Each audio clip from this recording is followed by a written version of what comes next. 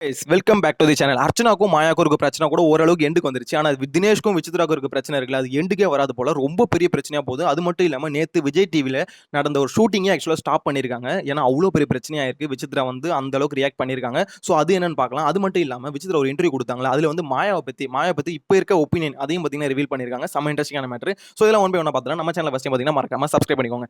ஆக்சுவலா என்ன நடந்தது பார்த்தீங்கன்னா, அண்டாக கசும் அப்படின்ற மாதிரி விஜய் டிவில வந்து மாக்காப்பா ஒரு ஷோ வந்து ஹோஸ்ட் பண்ணிட்டு இருப்பாரு. சண்டே ரிலீஸ் ஆகும். ஸோ இந்த ஷோக்கு வந்து பிக் பாஸ் கண்டஸ்டன்ட் வந்து கூப்பிட்டுருக்காங்க. யார் யார் கூப்பிட்டுருக்காங்க பார்த்தீங்கன்னா, விஷ்ணு, தினேஷ், அதுக்கடுத்து ரவீனா.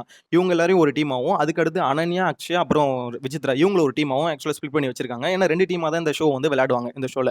ஸோ இதுல வந்து இந்த பக்கம் இருக்குல்ல தினேஷ் டீம், இவங்க சைடுல எந்த பிரச்சனையும் இல்ல. ஆனா விசித்ரா டீம்ல வந்து ஒரு பிரச்சனை இருக்கு. விசித்ரா என்னன்னா, தினேஷ் என் டீம்ல போடுங்க. ஆக்சுவலா ஷூட்டிங் ஒன்னும் ஸ்டார்ட் ஆகல.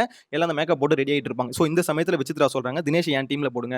அவர் அந்த பக்கம் இருந்தா கவுண்டர் போட்டுக்கிட்டே இருப்பாரு. எனக்கு டென்ஷன் அதிகமாகும், வெறியாகும். ஸோ அப்புறம் ஏதாவது பேசிடுவேன். ஸோ அதனால பிரச்சனை பெருசாயிடும். அதனால தினேஷ் என் டீம்ல போட்டுருங்க அப்படின்ற மாதிரி சொல்லியிருக்காங்க. அதுக்கு தினேஷ் வந்து கிரியேட்டிவ் டீம் வந்து தினேஷ் கிட்ட பேசியிருக்காங்க.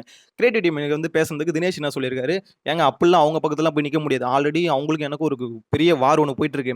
அவங்க பர்சனல் லைஃப்லாம் எடுத்து பேசியிருக்காங்க. ஸோ அவங்க பக்கத்துல நின்னால ஷோலாம் பண்ண முடியாது அப்படின்னு நம்ம சொல்லியிருக்காங்க.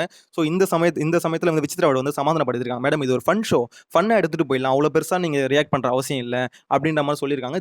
விசித்ரா வந்து ஒத்துக்கவே இல்லை. அப்படிலாம் என்னால இது ஷோல வந்து கலந்துக்க முடியாதுங்க. நான் வந்து கிளம்புறேன் அப்படின்னு சொல்லிட்டு பார்த்தீங்கன்னா ஷோல இருந்து கிளம்பிட்டு இருக்காங்க. இது வந்து பார்த்தீங்கன்னா ரூமர்ஸ் மாதிரி தான் ஃபர்ஸ்ட் நான் நினைச்சிட்டு இருந்தேன். ஏன்னா ரூமர் அப்படிதான் பரவிட்டு இருந்தது. ஆனா விகடன்லேருந்து சினிமா விகடன்லேருந்து எப்போ வந்து ட்விட்டர்ல வந்து அஃபிஷியலாக ஒரு கன்ஃபார்ம்டான ஒரு நியூஸ் வந்து போட்டாங்களோ அப்பயே பார்த்தீங்கன்னா ஓகே விகடன்லேருந்தே போட்டிருக்காங்கன்னா கண்டிப்பாக ஏதோ ஒரு ஒரு விஷயம் இருக்கு அப்படின்ற மாதிரி நம்மளுக்கு புரிய வருது. இது வந்து பிரதீபே ஒரு விஷயத்தில் சொல்லியிருந்தாரு, விகடன்லேருந்து போட்டால் நம்பலாம்ப்பா அப்படின்ற மாதிரி. ஏன்னா அவங்க வந்து உள்ள ஒரு ஸ்பையோ இல்லை உள்ள இருந்து ஏதாவது ஒரு நம்பக்கு தகுந்த தகவல் வந்தாலோ இந்த மாதிரி ஆர்டிகல் வந்து ரிலீஸ் பண்ணுவாங்க. ஸோ அதனால பார்த்தீங்கன்னா அவங்க வந்ததுக்கு அப்புறம் தான் ஓகே இது கன்ஃபார்ம் நியூஸாக இருக்கும் அப்படின்னு சொல்லிட்டு இந்த வீடியோவே மேக் பண்ணிட்டு இருக்கேன். ஏன்னா அவங்களே ஆக்சுவலாக உள்ள ஒரு ஆள் இல்லை உள்ள இருந்து ஒரு தகவல் வந்தால் தான் கண்டிப்பாக இந்த மாதிரி நியூஸ் வந்து ஸ்ப்ரெட் பண்ணுவாங்க. ஸோ இதுக்கப்புறம் நிறைய ரிவ்யூவர்ஸ் வந்து இதை கன்ஃபார்ம் பண்ணியிருக்காங்க. ஆமா இந்த மாதிரி ஒரு மேட்டர் ஒன்று நடந்துருச்சு, விசித்ரா வந்து ஷோ ஸ்டாப் பண்ணிட்டு கிளம்பிட்டு இருக்காங்க அப்படின்ற மாதிரி. ஸோ இதுக்கப்புறம் என்ன பண்ணியிருக்காங்கன்னா, இந்த ஷூட்டிங் வந்து ஸ்டார்ட் பண்ணியாச்சு, இதை வந்து நிறுத்த முடியாது. ஸோ இதை வந்து எண்டு பண்ணி ஆகணும், இது எடுத்து தான் ஆகணும் அப்படின்ற மாதிரி விசித்ரா இருக்காங்களா அவங்கள வந்து தூக்கிட்டு அந்த டீம்ல வந்து நம்ம ரவீனாவோட ஃப்ரெண்டை வச்சு அந்த ஷோ வந்து முடிச்சிருக்காங்க. இது வந்து விசித்ரா இல்லாமல் இந்த ஷோ வந்து எடுத்து முடிச்சிட்டாங்க. இது வந்து ஒரு பெரிய பிரச்சனையா போயிட்டு இருக்கு. ஏன்னா விசித்ராக்கு வந்து சப்போர்ட் பண்ணிட்டு இருந்தாங்களா அவங்களும் சரி, அதே மாதிரி தினேஷ்க்கு சப்போர்ட் பண்ணியிருந்தாங்க அவங்களும் சரி, 2 பேருக்கும் ஒரு தக் ஆஃப் வார் மாரி தான் இருக்கு. என்ன நடந்திருக்குன்னா, தினேஷ்க்கு சப்போர்ட் பண்றவங்க விசித்ரா எதுக்கு இவ்ளோ ஒரு வெஞ்சன்ஸ் உள்ள வச்சிட்டு இருக்காங்க அப்படின்ற மாரி ஒரு சிலரும், ஒரு சிலர் வந்து பார்த்தீங்கன்னா, ஓகே விசித்ரா வந்து ஒரு விஷயம் சமாதானப்படுத்தணும்னு நெனைக்கிறாங்க. தினேஷ் வந்து எதுக்கு இவ்ளோ ரியாக்ட் பண்ணணும்? மறந்துட்டு போயிடலாமே அப்படின்ற மாரி. ஆக்சுவலா மேட்டர் என்னன்னா, விசித்ரா வெளிய வந்தோனே ஒரு இன்டர்வியூ ஒண்ணு குடுத்துருக்காங்கல்ல, அந்த இன்டர்வியூல ஒரு விஷயம் பேசியிருக்காங்க. என்னன்னா, தினேஷ் வந்து சின்ன சின்ன விஷயத்துக்குலாம் கோவப்பட்டுட்டு இருப்பாரு. அதுதான் அவர்கிட்ட இருக்க பிரச்சனை. அவங்க வந்து இன்னும் தினேஷ மன்னிக்கலாம் இல்ல. கொஞ்சம் காண்டு அவங்களுக்குள்ள இருக்கு. அது இன்டர்வியூல வந்து அவங்க வெளிப்படுத்திட்டாங்க. ஸோ வெளிப்படுத்தி இந்த மாரி வந்து பிரச்சனைய வந்து முடிக்காததுனால, இதுக்கப்புறம் பிரச்சனை பெருசாக கூடாதுன்னு தான் சொல்லிட்டு தினேஷும் சரி, விசித்ராவும் சரி ஒவ்வொரு ஆங்கிள்ல இருந்து யோசிச்சிருக்காங்க. ஆனா விஷயம் என்னன்னா, தினேஷ்க்கு வந்து இன்னும் செம்ம காண்டு விசித்ரா மேல இருக்க தான் செய்யுது. ஏன்னா, அவங்க இன்னுமே அவங்க பண்ணது சரிதான் அப்படின்ற மாரி பேசிட்டு இருக்காங்க. என்னன்னா, அவங்க பர்சனல் லைஃப் எடுத்து பேசுனாங்கல்ல, தினேஷோட பர்சனல் லைஃப. இந்த மாரி வந்து திரும்பிலாம் நீ வந்துராதம்மா, இவன் கூடலாம் வாழ்றதுக்கு வாழாமயே இருந்துடலாம் அப்படின்ற மாரி, அது வந்து ஒரு செம்ம காண்டா தான் இருக்கும். ஏன்னா, அவரு ஃபோக்கஸ் பண்ணி வந்த ஒரே விஷயம் கப்பு கூட இல்ல. இந்த மாரி ஒய்ஃப் கூட சேரணும். ஸோ அவங்க கிட்ட ஒரு நல்ல பேர் எடுக்கணும் அப்படின்ற மாரி. ஆனா இந்த மாரி ஒரு ஷோல வந்து இவங்ககிட்டலாம் வந்து வாழவே முடியாது. இவங்களுக்குலாம் வராது அப்படின்ற மாரி இவ்ளோ மெச்சூர்டா இவ்ளோ பெரிய இடத்துல இருக்க ஒரு லேடி வந்து சொல்லும்போது, அது எவ்வளோ பெரிய இம்பாக்ட் வந்து வெளிய கிரியேட் பண்ணுச்சுன்னு தெரியும். ஸோ வெளிய வந்து பார்த்தோனே அவருக்கு எவ்வளோ காண்டா இருக்குன்னு மட்டும் யோசிச்சு பாருங்க. ஏன்னா அவரு இப்ப வெளிய வந்ததுக்கு அப்புறம் அவர்ட்ட கேட்பாங்க, உங்க பர்சனல் லைஃப் இப்ப எப்படி போயிட்டு இருக்குன்னும்போது, ஒரு இம்ப்ரூவ்மென்ட்டும் இல்ல. இருக்கிறத விட வொர்ஸ்ட்டா தான் போயிருக்கு அப்படின்ற மாரி சொன்னாரு. ஸோ அத கேட்கும்போது பார்த்தீங்கன்னா ரொம்ப கஷ்டமா இருந்தது. என்னடா இந்த மனுஷன் இவ்ளோ இது ஃபோக்கஸ் பண்ணாரு. ஆனா இந்த இடத்துல வந்து இப்படி சொதப்பிடுச்சே. கடைசி வரைக்கும் இவரு நெனச்சது ஒரு ஒரு இம்ப்ரூவ்மென்ட் இருக்குன்னு சொல்லியிருந்தா கூட அவருக்கு நல்லா இருந்திருக்கும். ஸோ ஆனா அந்த மாரி எந்த இம்ப்ரூவ்மென்ட்டும் இல்ல. இருக்கிறதோட வொர்ஸ்ட்டா போயிடுச்சு அப்டின்ற மாரி சொன்னாரு.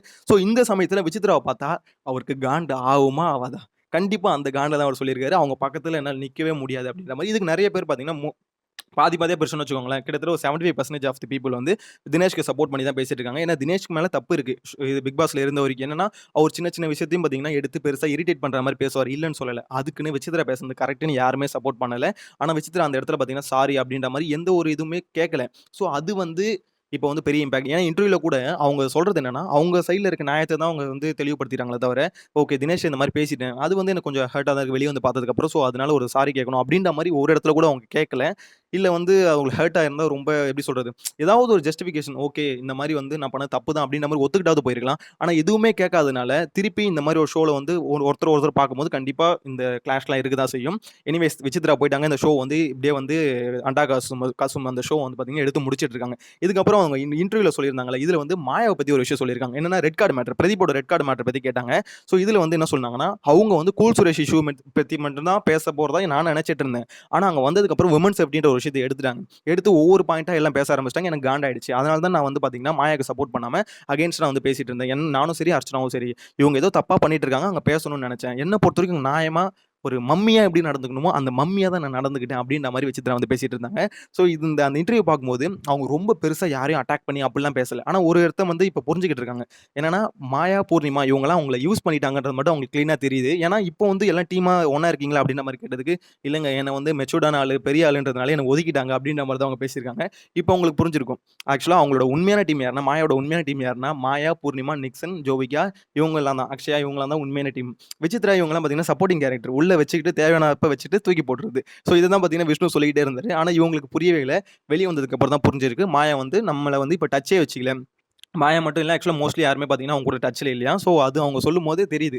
அப்ப யாருமே கண்டுக்காம இவங்கள ஒதுக்கிட்டு இருக்காங்க அப்படின்ற மாரி. எனிவேஸ் விசித்ரா இதுக்கப்புறமாவது நீங்க புரிஞ்சுக்கிட்டா சரிதான். எனிவேஸ் நான் இந்த வீடியோ முடியும்போது ஒண்ணே ஒண்ணு தான் கேட்கணும்னு நெனைக்கிறேன். ஆக்சுவலா தினேஷ் மேல தப்புன்னு நெனைக்கிறீங்களா? இல்ல விசித்ரா மேல தப்புன்னு நெனைக்கிறீங்களா? இந்த இடத்துல வந்து யார் மூவ் ஆன் ஆயி போணும், இல்ல யார் ஒதுங்கி போணும்னு நெனைக்கிறீங்க? என்னோட ஒப்பீனியன் நான் சொல்லிர்றேன். என்ன பொறுத்தவரைக்கும் பார்த்தீங்கன்னா, விசித்ரா இந்த விஷயத்த வந்து இப்படியே விட்டுட்டு ஒதுங்கணும். ஏன்னா அவங்க மேல தப்பு இருக்கு. ஒண்ணு சாரி கேட்கணும். அப்படி கேட்க முடியாத பட்சத்துல, இல்ல அந்த அளவுக்கு எனக்கு ஈகோ அஃபெக்ட் ஆகுது அப்படின்ற பட்சத்துல அது மூவ் ஆன் ஆயி போயிடணும். ஒதுங்கிடணும். ஆனா அவங்க ஒதுங்காம திருப்பியும் வந்து நம்ம பண்ணது சரிதான் அப்படின்ற மாரி ஜஸ்டிஃபை பண்ணும்போது, கண்டிப்பா இந்த மாரி கிளாஷஸ் வந்து வரதான் செய்யும். எனிவேஸ் ஷோ டெலிகாஸ்ட் ஆகும்போது தான் தெரியும். இது எந்த அளவுக்கு உண்மை அப்படின்ற மாரி. விகடன்ல வரதுனா மோஸ்ட்லி 90% உண்மையா தான் இருக்கும். இன்கேஸ் ஏதாவது அதுக்கப்புறம் சமாதானப்படுத்தி ஷூட்டிங் எடுத்தாங்களா என்னன்னு தெரியல. மேபி நடந்திருந்தா நல்ல விஷயம் தான்னு வச்சுக்கோங்களேன். என்ன பொறுத்தவரைக்கும் இந்த இடத்துல நான் வந்து ஒரு ஸ்டாண்ட் வந்து தினேஷ்க்கு சப்போர்ட்டா தான் போவேன். ஏன் அப்படின்னா, அவருக்கு ஒரு விஷயம் நடந்திருக்கு. ஸோ அத வந்து உடனடியா மறக்கக்கூடிய விஷயம் இல்ல. சாதாரண விஷயம் இல்ல. மத்த பிரச்சனை மாரி ஷோக்குள்ள நடக்கிற ஒரு பிரச்சனைனா பரவால்ல. ஒரு பர்சனல் லைஃப்ல ஒரு விஷயம் நடக்குதுன்னா, அத மறக்க முடியாது. ஸோ அதனால அவர் ஒதுங்கணும்னு நெனைக்கிறாரு. அதுக்கு விட்டுட்டு அந்த ஷோ வந்து ஸ்மூத்தா முடிச்சு குடுத்துட்டு போயிருக்கலாம். உங்களோட தாட்ஸ் என்னன்னு மறக்காம கமெண்ட்ல மென்ஷன் பண்ணுங்க. நீங்க யாருக்கு சப்போர்ட் பண்றீங்க அப்படின்றதையும் கமெண்ட்ல மென்ஷன் பண்ணுங்க.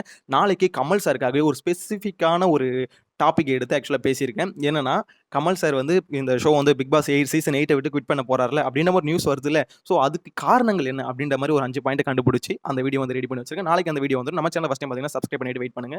நாளைக்கு வீடியோல மீட் பண்ணலாம். Bye by.